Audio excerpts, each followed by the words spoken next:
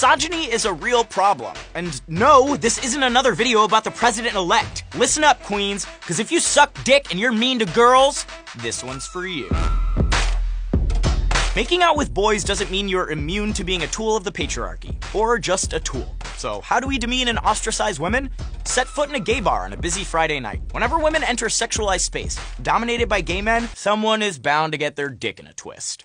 Oh my god, I didn't come here to get boob shoved in my face. Look at this bitch. Does she even know she's in a gay bar? What a boner killer. Am I right? No one likes a drunk bachelorette party coming to gawk at a gay bar. It is indeed possible for straight cisgender women to invade and objectify our spaces, and they do. But you don't get to claim the moral high ground if your gut reaction to a woman's presence is, ew, a vagina! And let's say you love seeing straight girls at the bar. That's awesome, but remember that being a gay man doesn't mean you get to touch women without consent.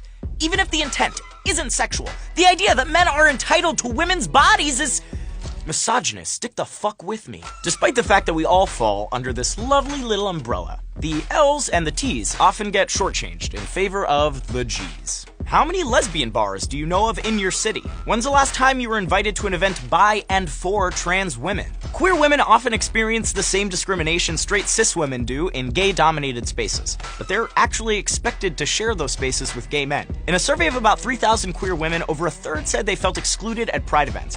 Some respondents said that the event seemed catered toward gay men, or that it was mostly organized by men with not a lot of lesbian influence. This is partly a result of skewed representation. Because of the privilege we experience as men, we're usually the first to be offered the mic when it comes to speaking for the queer community. So when you look at pictures of the Stonewall riots, or pride parades, or even the editorial staff at Out magazine, men are overwhelmingly placed at the center. I've even been invited to events where women, cis or trans, were actively excluded. Men-only events are really common in the gay community, and that sucks. Because if identifying as LGBTQ means existing outside the bounds of conventional gender expression, reinforcing those divisions based on rigid gender binary is pretty fucking heteronormative.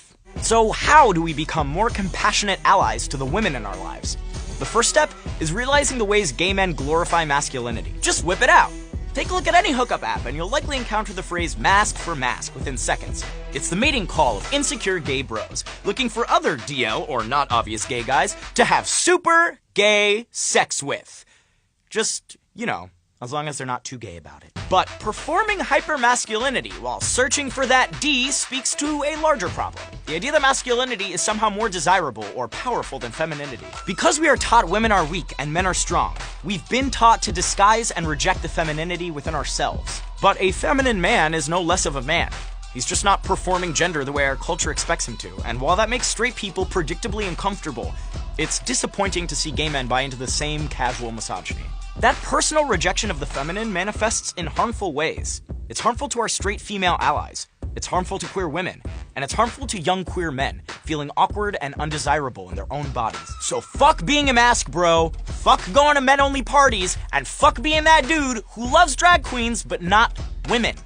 Make it a point to share some love with the cis and trans ladies, gender non-conforming trans femmes, and sissy gay boys in your life. We owe women and ourselves better.